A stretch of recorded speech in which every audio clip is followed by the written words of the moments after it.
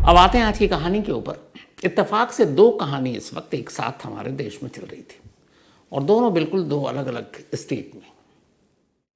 एक केरल, जहाँ की कहानी सुनाई एक अफान नाम के 23 साल के लड़के की। उसे एक ही दिन में 6 कत्ल करना था। एक केरल से दूर कोलकाता, वहाँ एक डे फैमिली थी। उस डे फैमिली को भी एक ही दिन में 6 बार, मतलब 6 लोगों को मरना था। अफान की कहानी यह थी कि वो कर्ज में डूबा हुआ था, पर उसने मौत का तरीका अलग चुना। डे फैमिली की भी कहानी यह थी कि वो कर्ज में डूबे हुए थे, प्रॉब्लम थी, लेकिन वहाँ मौत का तरीका अलग था। लेकिन दोनों का मकसद एक था और इसीलिए इन दोनों कहानियों को डिटेल में सुनाया। लेकिन कोलकाता के डे फैमिली में जिस 14 साल के बच्चे की जान बच गई, इसके बाद जो उसने वेस्ट बंगाल के जो commission for protection of child rights हैं, उनके सामने जो उसने बयान दिया, वो मतलब रोंगटे खड़े कर देने वाला बयान है।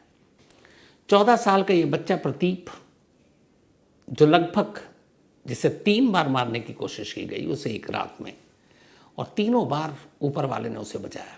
और उसके बाद उसने इस घर के उस हॉरर की कहानी 17 एंड 18 जो भी गुजरा है, उसकी जो कहानी सुनाई, जब ये अपने चाइल्ड राइट्स के एडवाइज़र और उनके साथ 2 और मेंबर जब वो कहानी सुन रहे थे, उनके भी रोंगटे खड़े हो गए थे। बट इस कहानी को आपके सामने रखूं उससे पहले एक बात ज़रूर कहना चाहूँगा, क्योंकि ये 2 केस स्टडी अपने आप में, केरल के अफान की, जिसमें उसने एक ही दिन में 5 कत्ल किए, बाद में उसकी अम्मी बच गई, वरना उसके हिसाब से 6, और ये डे फैमिली जो एक साथ 6 जान लेने के लिए निकला था। ये दोनों ही फाइनेंशियली कुछ प्रॉब्लम में थे, कर्ज में थे। लेकिन क्या अगर बिजनेस ख़राब हो जाए, कर्ज चढ़ जाए, तो यही एक रास्ता है, और कोई रास्ता नहीं है। बहुत सारे रास्ते हैं, और मैंने ऐसे बहुत सारे लोगों को देखे जिनकी ज़िंदगी में ये फेज़ आया कि उन्हें बहुत सारी माली दुश्वारी हुई। बहुत अच्छे अच्छे फैमिली जो बहुत ही मतलब शाही अंदाज में रहा करते थे, लेकिन फिर वक्त ने अपना पहिया घुमाया और उनकी ज़िंदगी में बहुत सारी मुश्किलें आईं, लेकिन फिर से वो अपने पैरों पर खड़े हुए, वापस उन चीज़ों को पाया। लेकिन क्या सिर्फ इस दौलत या कर्ज और इसके लिए अनमोल बेशकीमती जान को इस तरीके से ज़ाया करना चाहिए? मुझे लगता है कि हार नहीं माननी चाहिए। आज बुरे दिन हैं तो कल अच्छे दिन भी होंगे, लेकिन अफसोस ऐसा कदम उठाने वाले लोग सोचते नहीं इन चीज़ों को। तो ये कहानी कोलकाता के उस हॉरर हाउस की है, जहाँ 17 और 18 फरवरी की रात 6 लोगों की जान जानी थी। इन 6 में से 4 को पता था कि आज की रात क्या होना है। ये भी पता था कि आज कौन कैसे मरने वाला है।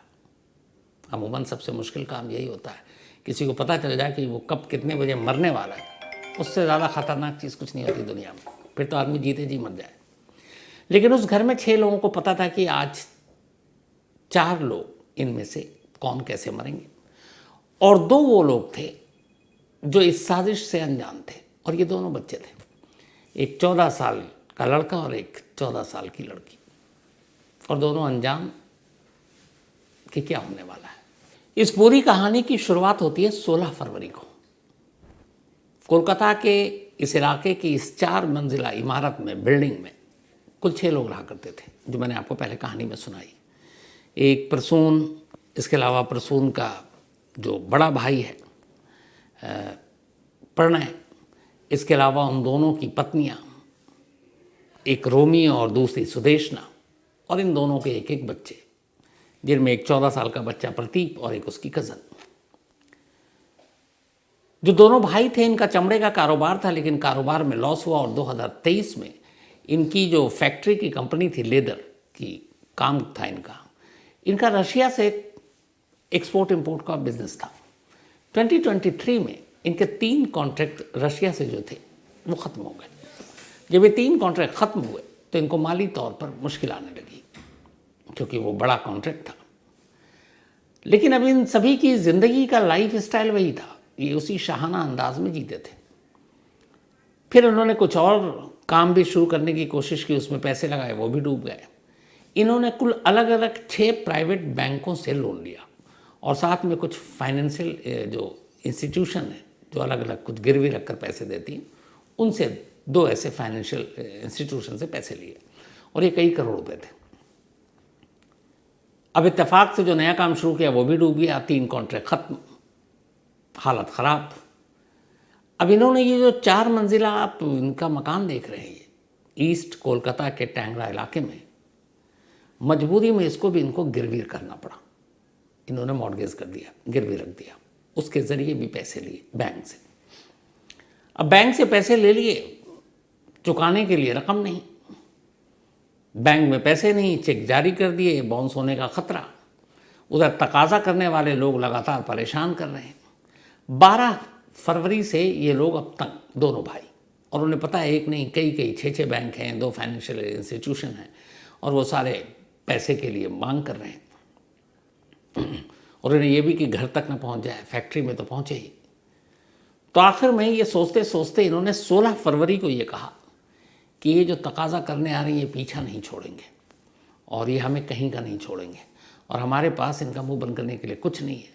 यहाँ तक कि घर भी ये जो पूरा 4 मंजिला बंगला एक तरह से है वो भी गिरवी है, तो हमारे सर से ये छत भी छिन जाएगा। अब ये 2 भाई इन चीज़ों को लेके इतने डर गए कि उन्होंने कहा कि फिर क्या रास्ता। तो उन्होंने कहा कोई रास्ता नहीं बचा भाई, एक ही रास्ता बचा है। दोनों भाई ने तय किया ठीक है एक ही रास्ता बचा है। अब इन दोनों ने अपनी अपनी बीवियों से ये बात की 16 फरवरी की रात को। प्रणय और प्रसून ने अपनी पत्नी, प्रणय ने अपनी पत्नी रोमी से, प्रसून ने अपनी पत्नी सुदेशना से ये शेयर किया कि हमारी माली हालत बहुत ख़राब है, अब वापस हमारी वो सारी चीज़ें लौटेंगी नहीं, कर्ज बहुत ज़्यादा है, घर गिरवी है, सर से ये भी छत छिन जाएगी, तो हमारे ये दोनों बच्चे कहाँ जाएंगे, तुम लोग कहाँ जाओगी, और जो बेइज्जती है वो अलग। इससे अच्छा है क्यों ना हम लोग एक आखिरी कदम उठाते हैं। दोनों पत्नियां अपने पति के सपोर्ट में खड़ी हो गईं। उन्होंने कहा आप जैसा कहें। अब इत्तेफाक से ये चारों तैयार, लेकिन घर में मौजूद 2 और, एक 14 साल का प्रतीप और उसकी एक कज़न प्रणय की बेटी, वो भी लगभग 13 साल की, उन दोनों से ये बात छुपा कर रखी गई। लेकिन 16 फरवरी को जब ये दोनों भाई अपनी अपनी बीवियों से बात कर रहे थे तब बराबर के कमरे में प्रतीप बैठा हुआ था। उन्हें लगा प्रतीप सो चुका है, लेकिन वो जाग रहा था और उसने ये सारी बात सुन ली। उसने ये भी सुन लिया कि ये पूरा परिवार मरने जा रहा है और उसमें वो और उसकी कज़न भी शामिल है। जैसे ही उसने ये सुना, पहले तो उसे अफसोस हुआ, फिर लगा कि नहीं पापा मम्मी ऐसा कुछ नहीं करेंगे, कम से कम हम बच्चों के साथ तो नहीं करेंगे। तो उसे लगा कि चलो ये वहम हो सकता है, उसने कुछ नहीं कहा। अब 17 फरवरी की रात आ गई। अच्छा, जब 16 तारीख को ये बात हुई तो हुआ कि कैसे, तरीका क्या होगा। तो उन्होंने कहा खीर में कुछ नींद की गोलियां मिलाएंगे और पूरी फैमिली खाएगी। उससे पहले ये हुआ कि और कोई तरीका, तो फिर ये हुआ कि 4 मंजिला ये इमारत थी तो 4थे मंजिल के छत पर जाकर कूद जाए। लेकिन फिर हुआ कि नहीं, वो प्लान काम नहीं करेगा, क्या पता चोट लगे, कोई बच जाए। तो आखिर में पूरे चारों मियाँ बीवी ने मिलकर इसी खीर वाले आइडिया पे लास्ट मोहर लगा दी। अब 17 फरवरी की रात आई, खीर बनी, सभी ने खाया, उसमें मिला दी थी नींद की दवा। लेकिन उस लड़की ने खाने से मना कर दिया, जो प्रणय की बेटी थी। जब मना किया तो कमरे में फिर प्रणय खुद गया और उसने कहा खाना पड़ेगा। उसने कहा नहीं। इस दौरान में ये जो प्रतीप था, इसे सारी बातें पता थी, लेकिन उसे लगा पापा मम्मी ऐसा नहीं कर सकते और वो इस बात से अनजान। उधर प्रणय ने जबरन उसके मुंह में वो खीर डाली और पूरा खिला दिया। इसीलिए उसके चेहरे पर, सीने पर, पीठ पर, लिप्स पर खरोच के निशान थे, क्योंकि वो जबरन खिला रहा था। इधर प्रतीप ये सब कुछ सुनने के बाद अब भी भरोसा कर रहा है कि उसके पेरेंट्स ऐसा नहीं करेंगे, और उसने वो खीर खा लिया। जब देखा उसके मम्मी पापा भी खा रहे हैं, खा लिया। लेकिन इत्तेफाक की बात यह है कि उस कज़न को छोड़कर बाकी इन 5 पर उस खीर का असर ही नहीं हुआ। थोड़ी देर बीता, सब नॉर्मल।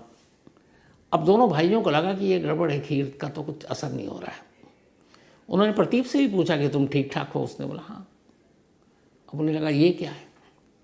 इधर फिर प्रदीप ने कहा मुझे नींद आ रही, मैं सोने जा रहा हूँ। दोनों को लगा कि शायद इसका कुछ असर हो रहा है, वो अपने रूम में चला गया। अब इधर इन चारों को ये हो रहा है कि किसी पे कुछ असर नहीं हो रहा है, तो लगा ये प्लान फ्लॉप। तो फिर प्रणय और प्रसून ने ये तय किया कि ऐसा ना हो कि असर ही ना हो। तो उन्होंने कहा कि सुनो, दूसरा तरीका इस्तेमाल करते हैं। फिर उन्होंने कहा कि अपने अपने वही कट मारते हैं। सुदेशना और रोमी तैयार हो गई। अब उन्होंने चाकू टाइप की चीज़ उठाई, लेकिन उनकी हिम्मत नहीं हुई, हिम्मत जवाब दे गई। दोनों पति देख रहे हैं, पत्नियां बेबस हैं, वो अब पीछे हट गई कि नहीं करना है। जब वो पीछे हटी तो दोनों भाइयों को लगा कि ये क्या, पूरा प्लान फ्लॉप हो जाएगा। तब प्रणय आगे बढ़ा और उसने वही चाकू उठाया और उसने 3 वार किए, दोनों हाथों पर और एक गले पर। पहले अपनी पत्नी रोमी के, फिर अपनी भाभी सुदेशना के। और वो चीखे नहीं ये कट मारते वक्त, इसलिए दूसरे भाई ने उस वक्त उनके मुंह पर तकिया रख दिया था ताकि उनकी चीख आस पड़ोस तक ना जाए और वो चीखे नहीं दर्द की वजह से। तकिया रखा, फिर दोनों को इसी तरह से 3-3 कट मिले, दोनों हाथों पर और गले पर। अब जब ये हो गया तो प्रणय अब अपनी बेटी के कमरे में जाता है, देखता है, उसको टटोलता है, उसे लगता है वो मर चुकी है। इसके बाद वो अपने भतीजे प्रतीप के कमरे में जाता है। वहाँ जाता है तो देखता है कि प्रतीप की सांसें चल रही हैं। जब उसे इस बात का एहसास हुआ तो उसने तकिया उठाया और प्रतीप के मुंह पर जोर से दबा दिया। काफ़ी देर तक दबाए रखा और उसके बाद फिर उसने देखा उसकी सांसें रुकी हुई, कमरे से बाहर चला गया। उधर कमरे से बाहर जाते ही प्रतीप अचानक आंखें खोलता है। असल में प्रतीप योगा करता था और योगा के दौरान उसने ये हुनर सीख रखा था कि काफ़ी देर तक वो सांस रोक सकता है। तो उसने जब तकिए से उसका नाक और मुंह दबाया गया, उसने जानबूझकर अपने सांसें रोक ली। और जब तकिया हटा तब भी पता था कि अब उसके चाचा उसको चेक करेंगे, तब भी उसने अपनी सांसें रोक रखी थी। चाचा चले गए। अब थोड़ी देर के बाद वो धीरे से उठता है प्रतीप और देखता है बराबर के कमरे में उसकी कज़न का रूम था। वो वहाँ जाता, देखता उसकी कज़न मुर्दा पड़ी है। दूसरे रूम में जाता है तो देखता है कि उसकी मम्मी और चाची दोनों खून से लथपथ हैं और दोनों मर चुकी हैं। अब वो अचानक उन तीनों लाशों को देखने के बाद अपने पापा और चाचा को ढूंढता है।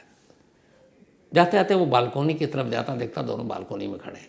अब जैसे ही वो दोनों पलट कर देखते हैं प्रतीप को, वो हैरान रह जाते हैं क्योंकि उनकी नज़र में प्रतीप मर चुका है, प्रतीप खड़ा हुआ है। अब उधर वो दोनों ये बातें कर रहे हैं कि हम पे तो असर हुआ नहीं तो हम बालकोनी से कूद जाते हैं। फिर उन्हें एहसास हुआ कि प्रतीप का क्या करेंगे। फिर ये हुआ कि नहीं, ये आइडिया ड्रॉप करते हैं और चलते हैं यहाँ से। इसके बाद उन्होंने गाड़ी निकाली 2:55 पर गैराज से और साथ में प्रतीप को भी बिठाया। प्रतीप को पहले ये था कि छोड़ दो इसको, बट ये हुआ कि सारे लोग तो मर चुके हैं, प्रतीप को क्यों छोड़ा जाए। तो ये हुआ कि अच्छा इसको साथ ले चलते हैं। तो पहले उनको प्रतीप का घर में ही अब छोड़ देने का इरादा था जिंदा, लेकिन फिर लगा कि क्या फ़ायदा, ये करेगा क्या। तो उसे अपने साथ गाड़ी में बिठा लिया।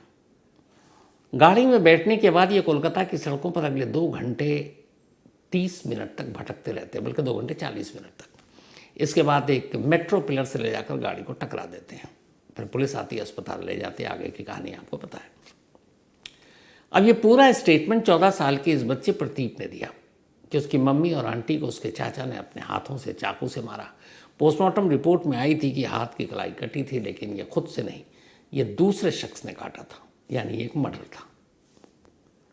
तो जब ये सारी चीज़ें हो गई, इन 14 साल के इस बच्चे का बयान दर्ज हो गया, तो अब ये सीधे सीधे मर्डर हो गया, 3 मर्डर। चौथा एक तरह से हाफ मर्डर, प्रतीप बच गया। तीनों हॉस्पिटल में। अभी तक पुलिस उनको अरेस्ट नहीं कर पाई है क्योंकि हालत नाजुक है। लेकिन इस 14 साल के बच्चे की हालत अब दूसरी हो गई है। जो प्रतीप बच गया सिर्फ अपने योगा के हुनर से, वरना ये भी 3 की जगह 4 लाशों में एक होता। 18 तारीख की रात का यह वाक़या है। 19 तारीख की सुबह सी लोग हॉस्पिटल में हैं। आज 1 मार्च है, यानी लगभग 10 दिन हो चुके हैं। 28 का महीना था ये। दोनों भाइयों को और प्रदीप को देखने के लिए इनकी दोनों तरफ से कोई भी फैमिली का एक मेंबर हॉस्पिटल नहीं गया।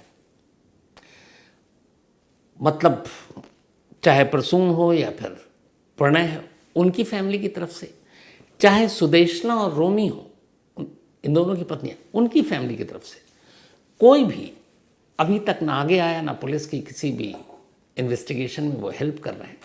और पुलिस के सामने अब दिक्कत ये है